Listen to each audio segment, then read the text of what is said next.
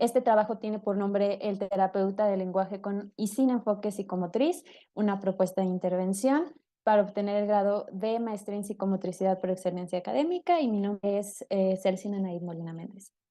Pues bueno, yo estudié la licenciatura en terapia en comunicación humana en el Instituto Nacional de Rehabilitación, y aquí el enfoque que nos dan o que nos empiezan a enseñar para tener la intervención y observación es el enfoque clínico. Tenemos que conocer qué patologías, qué características tiene el niño para poder saber qué sucede, qué habilidades se encuentran afectadas, es decir, la discriminación auditiva, las funciones ejecutivas, atención, si escucha bien, algún problema en el aparato fonoarticulador, etcétera. Este es un enfoque clínico. Nos enfocamos en la patología, en la enfermedad que tiene el pequeño. Sin embargo, decidí estudiar esta maestría porque comencé a pensar que si yo implementaba otro tipo de enfoque en mi terapia, podría llegar un poco más rápido a los objetivos de la misma, aunque este sea la problemática sea del lenguaje. Mi visión diferente era la psicomotricidad, yéndome por los movimientos gruesos y finos. Sin embargo, cuando empecé a estudiar la maestría me di cuenta que la psicomotricidad no solo es este tipo de movimientos. La psicomotricidad nos invita a ver al ser humano como un todo, sobre todo tomando en cuenta la parte emocional, ¿no? La parte que muchos de los especialistas nos saltamos porque estamos acostumbrados a ver lo evidente y no a analizar la persona como un todo. Es por eso que yo digo esta frase que es que el niño no pueda hablar, no significa que no pueda comunicar, por ejemplo, con el cuerpo. Entonces, el propósito de este trabajo no es hacer ver que la metodología que nos utilizan es errónea. Es decir, el desarrollo del niño va evolucionando de acuerdo a 4 esferas. La primera esfera es la del lenguaje, la segunda es el aprendizaje, la tercera es la psicomotricidad y la última es la social. Entonces, la metodología que nosotros generalmente usamos es, en este caso, cuando hay una dificultad en el lenguaje, es ver el lenguaje como un todo. Intervenimos sobre el lenguaje y después de ciertas sesiones nos damos cuenta que pues hay alguna dificultad en el aprendizaje, un área de oportunidad en la psicomotricidad y por ende pues todo esto junto nos va a dar algo en lo social.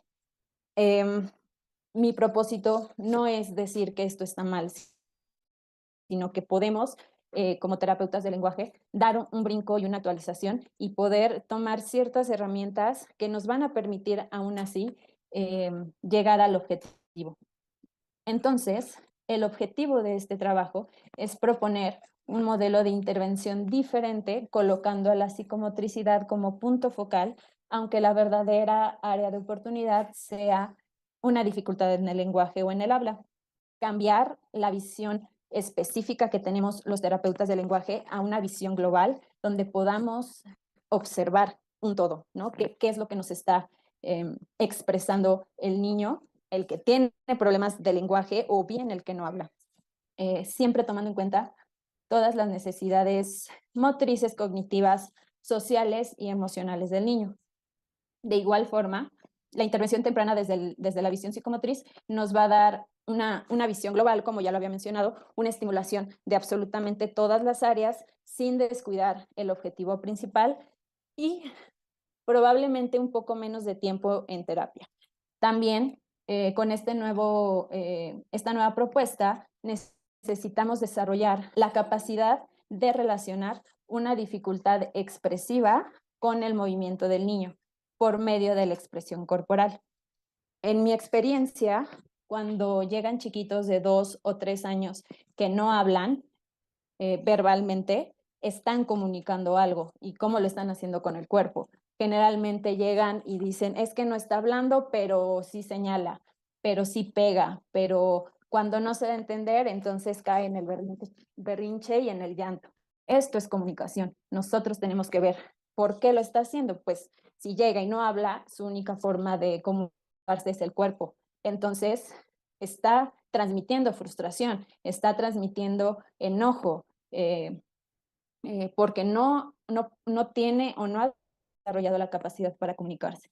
Entonces, la psicomotricidad nos invita a analizarlo, analizar todo lo que te está diciendo con el cuerpo. Hay chiquitos que llegan hablando y que solamente tienen algunos problemas de articulación o de formulación de frases, pero también con el cuerpo nos pueden estar hablando de timidez, de rechazo, de cualquier otra cosa que con la psicomotricidad podemos hacer que ellos puedan expresar todo esto que están sintiendo. Entonces, nos preguntamos, ¿qué tiene que ver la psicomotricidad con el lenguaje? Bueno, las actividades motrices tienen un impacto en el desarrollo del lenguaje. El acto motor saltar implica el control de músculos grandes como las piernas, el impulso y la fuerza. Las habilidades cognitivas implicadas son percepción espacial, orientación espacial y lateralidad. Estas habilidades son importantes para el lenguaje y habla en el hecho de poder controlar el músculo más pequeño que tenemos, que es la lengua. A su vez, si esto no está dominado por completo en la lectoescritura, va a repercutir cuando el niño necesite escribir y leer, seguir las letras, omitir espacios, agarra de lápiz, etc. Entonces, si nosotros o si existe una dificultad en la sensopercepción de los movimientos, probablemente haya una dificultad en el lenguaje o en el habla, y si esta dificultad no se a tiempo, generalmente hay una dificultad en la adquisición de la lectoescritura. La base de mi trabajo es una pirámide creada por Lázaro Iberrueso, que le llaman pirámide del desarrollo. En esta pirámide del desarrollo, ellos dividen el desarrollo en 4 estadios y en cada estadio van colocando ciertas habilidades necesarias para adquirir el siguiente. Entonces, esta propuesta me pareció muy interesante porque nosotros como terapeutas necesitamos tener en cuenta todas estas habilidades. Conforme van desarrollándose, vamos pudiendo adquirir otras y entonces el objetivo se va cumpliendo. Sin embargo, yo le hice una modificación porque considero que el lenguaje no puede separarse de todas las demás áreas. En la pirámide original, la destreza del lenguaje se encuentra en el tercer nivel. En todos los demás hacia abajo no se encuentra o no se menciona nada del lenguaje. Entonces, en mi propuesta separé los tipos de lenguaje comprensivo, expresivo, narrativo, y entonces los fui colocando en la pirámide de Lázaro Iberrueso. En el primer nivel coloqué el lenguaje comprensivo, donde tenemos todos los sistemas sensoriales. En el segundo nivel, lenguaje expresivo y comprensivo, donde tenemos el desarrollo sensorio-motor. En el tercero, el lenguaje narrativo, donde tenemos el desarrollo perceptivo-motor. Y al último, todos los procesos superiores. Comenzaremos con la base piramidal, que es el nivel 1 de sistemas sensoriales. En este nivel está dominado todo por el sistema nervioso y aquí contamos con los sentidos, la vista, el tacto, el olfato, la audición y el gusto, que estos sentidos nos permiten desde que nacemos adquirir absolutamente todos los conocimientos. También en este nivel está algo muy importante que se llama la integración sensorial. La integración sensorial es la que nos asegura la organización de todas estas sensaciones para que logremos formar la interocepción y la propiocepción. Cuando estas sensaciones no están equilibradas, vamos a tener dificultades en áreas o en actividades exteriores como el esquema corporal, el equilibrio, la postura, el tono y, por supuesto, en el lenguaje. Este nivel para mí es el prioritario y el que todas las terapeutas deberíamos de tener como base, porque gracias a todas las habilidades y sensaciones que se encuentran en este nivel, podemos continuar adquiriendo los aprendizajes de manera esperada. Después nos vamos al segundo nivel, que es el sensorio-motor. Abarca las edades de 1 a 3 años. Aquí encontramos el lenguaje expresivo y el comprensivo. En el anterior solamente era comprensivo, gracias a todos los sentidos, pues son los que nos van enriqueciendo de todo nuestro ambiente y de todos los aprendizajes. En los niños ya son capaces de articular sonidos sin significado, sílabas o palabras sencillas.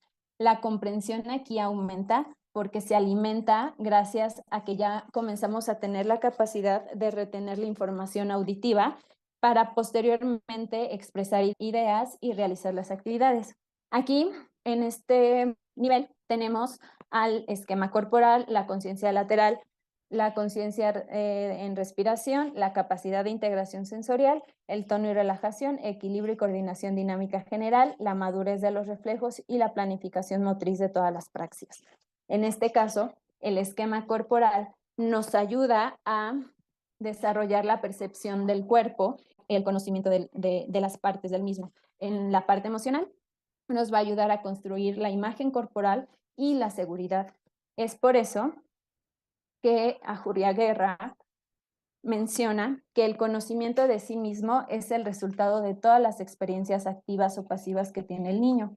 Y esto es posible gracias al diálogo tónico que implica la relación del individuo con el ambiente. Después tenemos el tercer nivel, que es el perceptivo motor, abarca la edad de 3 a 6 años y aquí nos encontramos ya con el lenguaje narrativo.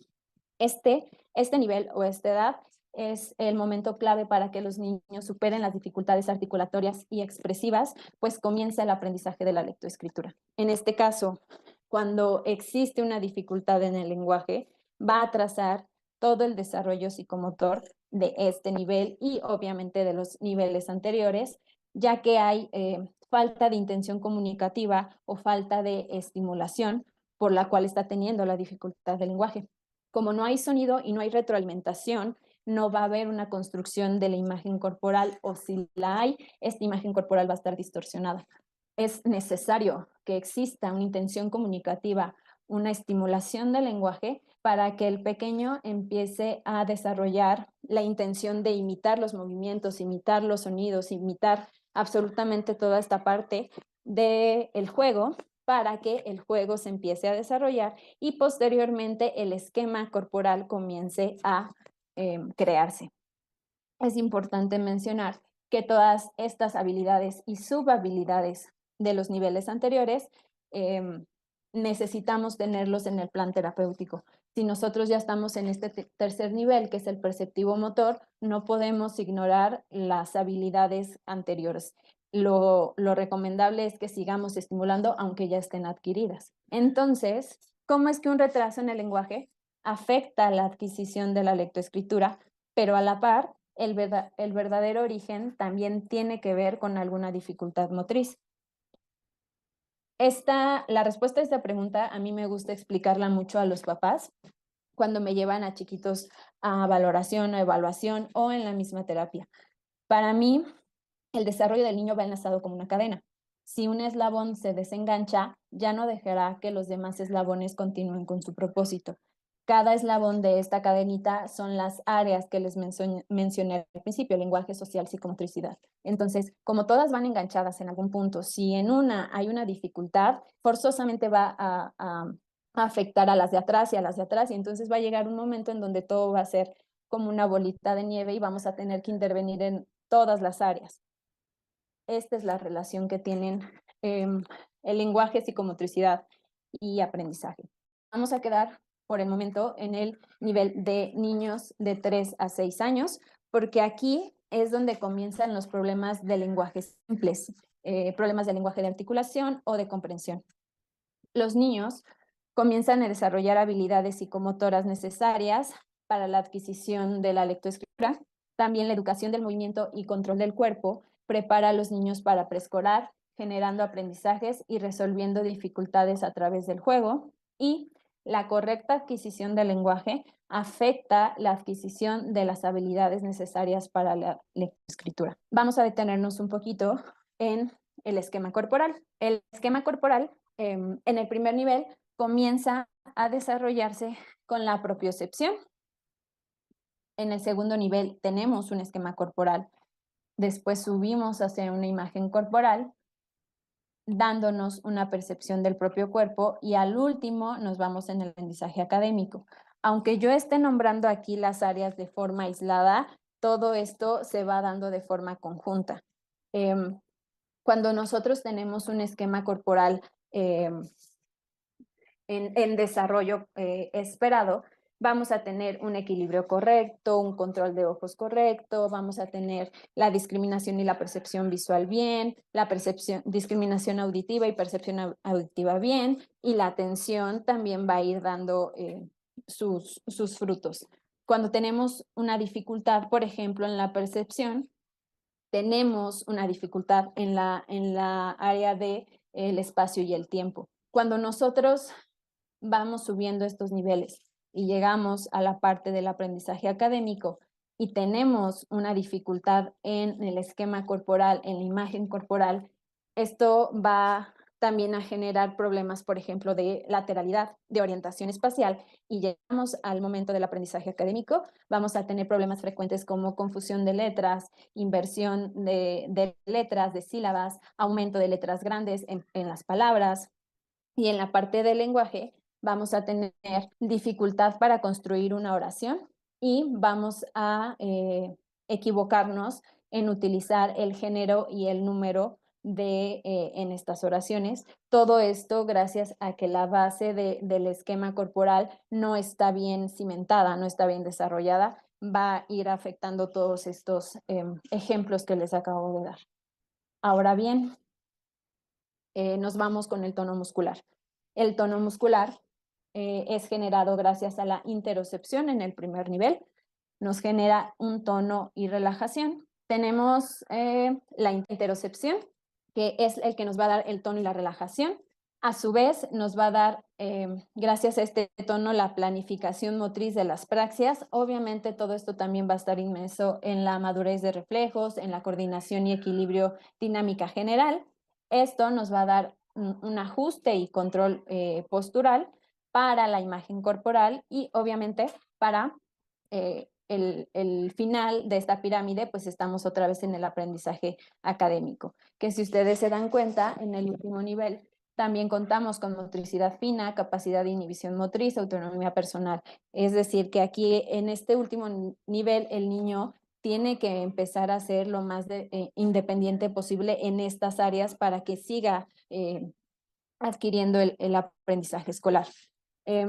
Aquí, el tono muscular, en referente a toda la parte escolar, la vamos a enlazar con la grafomotricidad. El control motriz de los trazos, el agarre del lápiz, la correcta postura, todo esto que si no está pues bien cimentado, bien desarrollado, bien estimulado, nos va a empezar a dar ciertos problemas a la hora de la adquisición de la lectoescritura. Entonces, como podemos continuar analizando, cada subárea está relacionada con una subárea siguiente. El sistema sensorial con el desarrollo psicomotor, el perceptivo motor y finalmente con los procesos superiores. Como nosotros como terapeutas del lenguaje, nuestra labor debe incluir estimular, desarrollar o rehabilitar habilidades motrices previas, es decir, tomar en cuenta cada subárea de la pirámide del desarrollo para rehabilitar dificultades del lenguaje y habla, y no solo pensar en que las habilidades lingüísticas son las únicas afectadas. Esto es muy importante y ahorita les voy a dar un último ejemplo de cómo estas áreas están enlazadas y empiezan a haber dificultades si no hay una intervención temprana en la área psicomotora, ¿no? Yo les había mencionado que las dificultades se van a ver desde el leer, desde el del escribir y en el lenguaje. Hay dos tipos de dificultades en el lenguaje. Uno es la dificultad en el habla o en la articulación y la otra es la dificultad en el área de comprensión.